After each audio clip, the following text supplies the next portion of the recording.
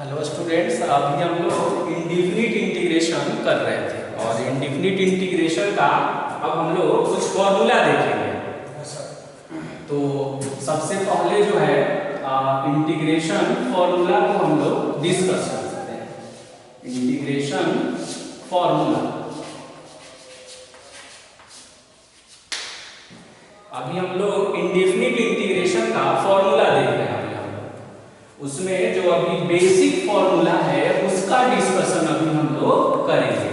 Previous class में जो हम लोगों ने देखा था कि फर्स्ट रिजल्ट हमने देखा था कि जब हम किसी फंक्शन को इंटीग्रेट करते हैं तो उसमें ये क्वालिटी होती है f dash x dx fx plus c के इक्वल होता है। इस फॉर्मूले को हम लोगों ने डिस्कस किया था और इसमें ये भी देखा था कि जब हम इंटीग्रल का डीसी निकालेंगे तो इंटीग्रैंड आ जाना चाहिए। अब इस फॉर्मूले में f डैश x क्या है? इंटीग्रैंड है। fx प्लस c क्या है? इंटीग्रल है। और स्मॉल c जो है वो कांस्टेंट ऑफ इंटीग्रेशन को बताता है और dx जो देख रहे हैं ये बताएगा कि फंक्शन को किसके रेस्पेक्ट में इंटीग्रेट करना है। तो इस रिजल्ट को हम लर्न रखेंगे क्योंकि बिना इसे सीखे हम इंडिफिनिट इंटीग्रेशन को नहीं पढ़ सकते। जब भी किसी फंक्शन में इस तरह का ये जो सिंबल अटैच हो जाता है तो उसके डैश को बताता है। डैश का मतलब ये हुआ कि उस फंक्शन का एक बार डेरिवेटिव निकाला जा चुका है, यानी dy बाई dx को ही हम f डैश x भी लिखते हैं। अब हम इसका सेकेंड रिजल्ट जो है बेसिक फॉर्मूले को देखते हैं। अगर कहीं ऐसा रिजल्ट लिखा हुआ है कि इंटीग्रेशन का सिंबल है और इसमें ऐसे लैम्डा लिखा हुआ है और f डैश x है और dx है, तो कहता है कि इसमें जो कांस्टेंट है ना उस कांस्टेंट को हम बाहर कर सकते हैं। इसमें हमेशा हम ध्यान रखेंगे कि c जो है ये कांस्टेंट ऑफ इंटीग्रेशन है और लैम्डा जो यहाँ पर देख रहे हैं ना ये सिर्फ एक कांस्टेंट है, तो कांस्टेंट को हम बाहर कर सकते हैं। यानी इस रिजल्ट को हम ऐसे लैम्डा को बाहर कर देंगे और फिर यहाँ पर हम इसको ऐसे लिख सकते हैं f डैश x dx, ऐसे हम लिख सकते हैं। ये बताता है कि जब भी इंटीग्रेशन करेंगे और इंटीग्रेशन में कोई कांस्टेंट आएगा जो उस फंक्शन से मल्टीप्लाई रहेगा तो उस कांस्टेंट को हम आउटसाइड में कर सकते हैं। अब इसमें एक रिजल्ट और हम यूज करते हैं कि अगर ऐसे इंटीग्रेशन का सिंबल है और इसमें बहुत सारे फंक्शन है, जैसे f डैश x है, g डैश x है, फिर h डैश x है और ऐसे ब्रैकेट क्लोज है और फिर यहाँ पर dx है और बीच में सिंबल क्या है? प्लस का है। या ऐसा भी सिचुएशन बनेगा कि इसमें माइनस का भी सिंबल आ सकता है, तो हमने लिख दिया प्लस माइनस। तो इंटीग्रेशन का जो बेसिक रूल है ये कहता है कि इंटीग्रेशन को हम इंडिविजुअली सभी पर अप्लाई कर सकते हैं। यानी यूं समझना है कि इस इंटीग्रेशन को फर्स्ट वाले पर ऑपरेट कर सकते हैं, इसी इंटीग्रेशन को सेकंड वाले पर भी कर सकते हैं और इसी को थर्ड वाले पर भी कर सकते हैं। यानी इसको हम ऐसे लिख सकते हैं f dash x dx plus minus g dash x dx और फिर उसी तरह लास्ट में प्लस माइनस और इसको हम लिख सकते हैं h डैश x dx। ऐसा हम कर सकते हैं।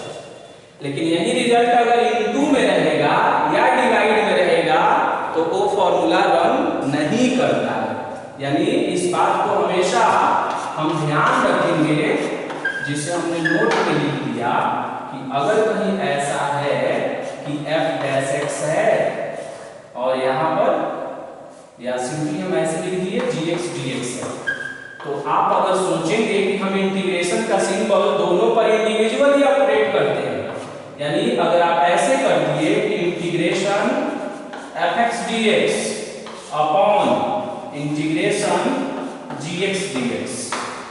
तो कह रहा है कि ऐसा हम नहीं कर सकते। सेम क्राइटेरिया जो है इनटू में भी फॉलो होता है कि अगर fx इंटू gx dx है तो अगर हम चाहें तो दोनों पर इंडिविजुअली इनटू में इंटीग्रेशन नहीं यूज कर सकते हैं, यानी बीच में नॉट इक्वल टू लगा हुआ है। यानी ये जो रिजल्ट है ये प्लस के लिए वैलिड है, माइनस के लिए भी वैलिड है, बट इनटू और डिवीजन के लिए ये फॉर्मूला वैलिड नहीं है।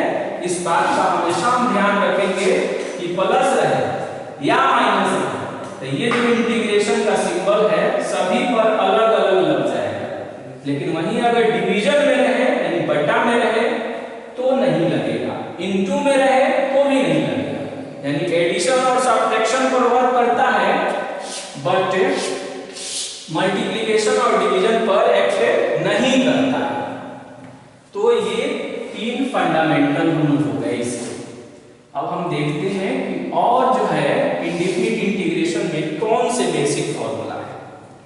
डिफरेंशिएशन में एक फॉर्मूला हम लोग यूज करते हैं कि d/dx और x to the power n, बहुत ही फेमस फॉर्मूला है। इसको हम बोलते हैं कि वेरिएबल का पावर कांस्टेंट है यहाँ पर।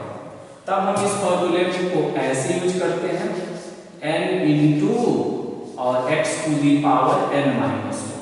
ये डिफरेंशिएशन का सबसे सिंपल फॉर्मूला है जहां पर कहता है कि n belongs to q, meaning ये कि n जो है वो परिमेय संख्या है। वहां पर कैपिटल Q जो सिंबल आप देख रहे हैं ये परिमेय संख्या का सिंबल है और इस फॉर्मूले से आप ऑलरेडी परिचित हैं।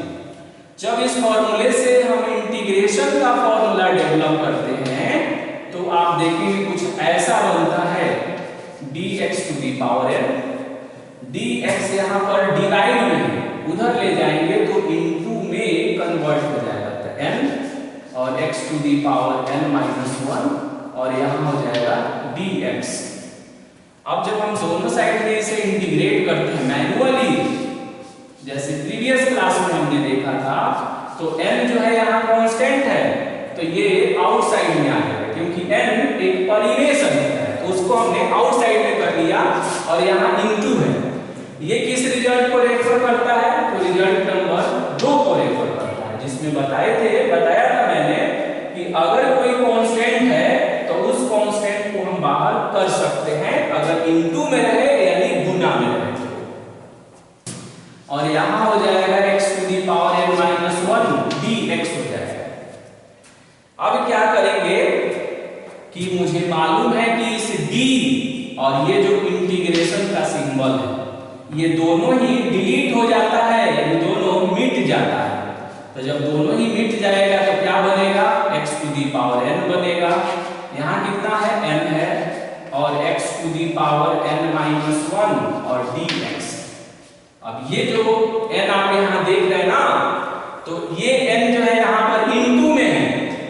अब इधर लाएंगे ना तो डिवाइड में हो जाएगा तो इस रिजल्ट को कैसे लिख सकते हैं x to the power n upon में n is equal to x to the power n minus 1 और dx।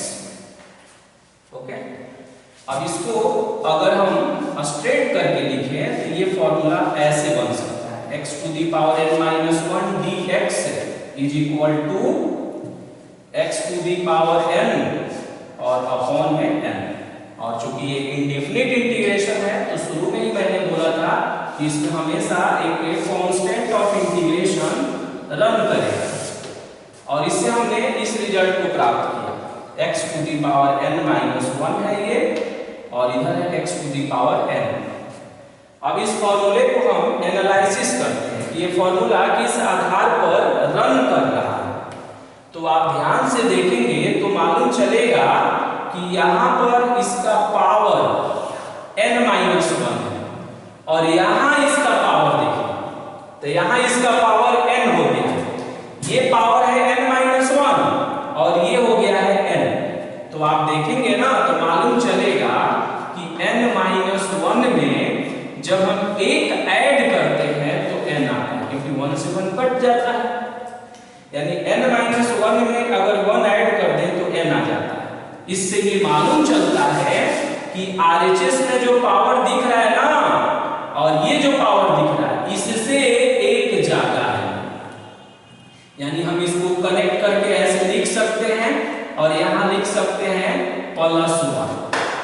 +1 का मतलब ये हुआ कि RHS का जो पावर है इसकी तुलना में एक ज्यादा है।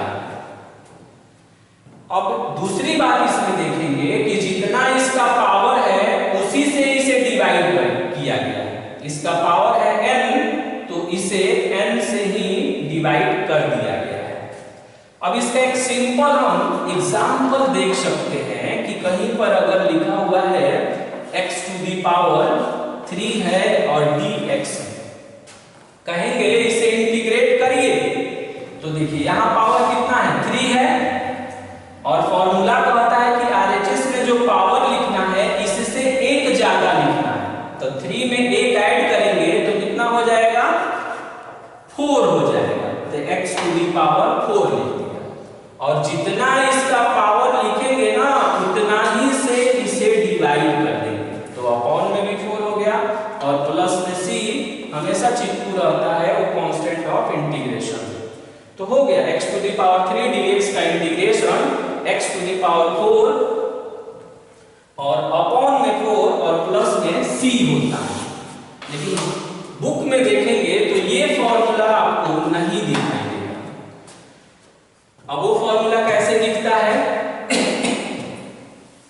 तो आप उस फॉर्मूले को ऐसे भी लिख सकते हैं। प्रीवियस फॉर्मूला क्या पढ़ा हमने कि x⁻n-1 रहेगा और dx रहेगा।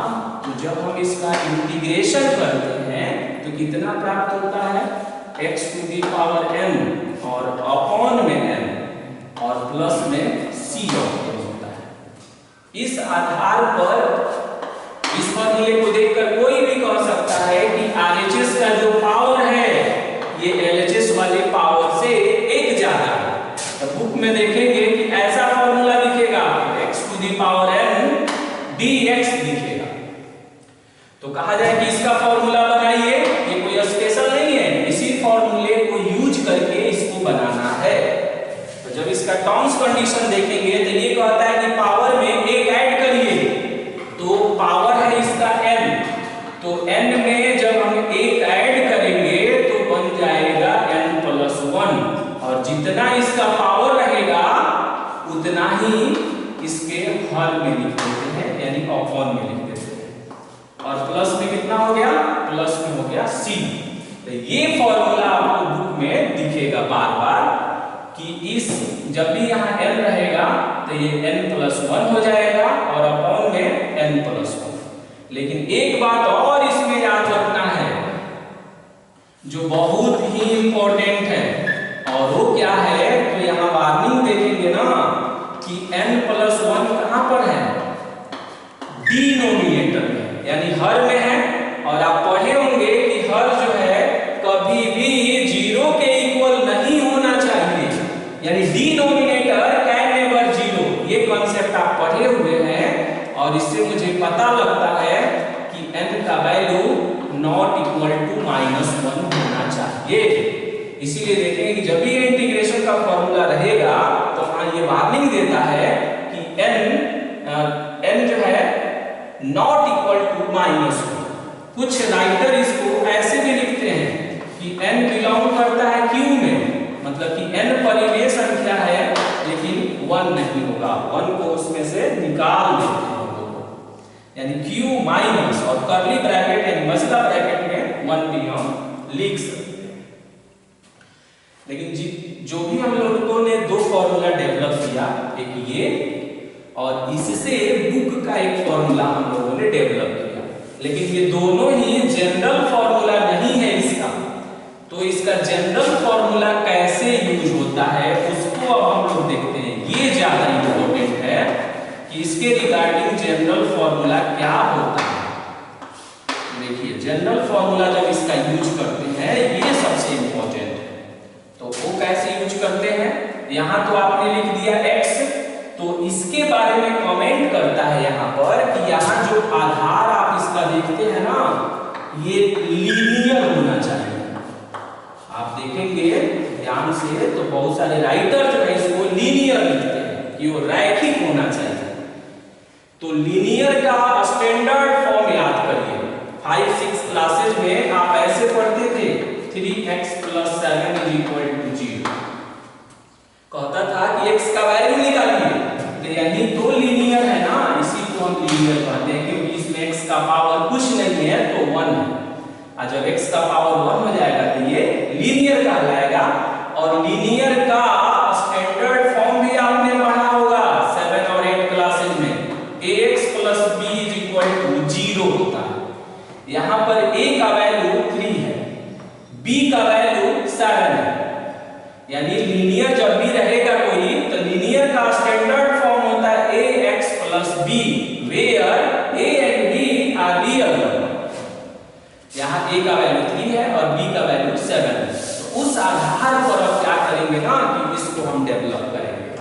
तो उस आधार पर अब आप बताइए कि इसके बेस को कैसे लिखा जाए। तो इसके बेस को अब ऐसे लिखता है ax + b लिखिए, पावर में n ही लिखेगा और यहाँ dx लिखेगा। पहले का जो वे है मूव करने का कि पावर में एक जोड़ दीजिए, तो पावर कितना है n है, तो आधार लिख दीजिए ax + b हो गया और पावर में एक ऐड करिए और उसी से डिवाइड कर दीजिए और प्लस में कितना हो गया c। लेकिन एक और इंपॉर्टेंट बात यहां ध्यान देना है कि जब भी हम लीनियर का जनरल फॉर्म देखेंगे ना तो उस कंडीशन में x का जो कोफिशिएंट होगा यानी x का जो गुणांक होगा उससे इसे डिवाइड भी करना होगा।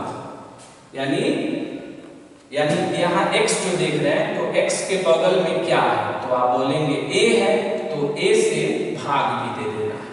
क्यों ऐसा करेंगे अभी हम लोग इसको डिस्कस करते हैं। और हो गया, ये फॉर्मूला बन गया। ये जो है जनरल फॉर्मूला कहलाता है। ये फॉर्मूला ये दोनों ही स्टैंडर्ड नहीं है, दोनों का ओरिजिनल जो फॉर्मूला है ये है ax + b का पावर n dx।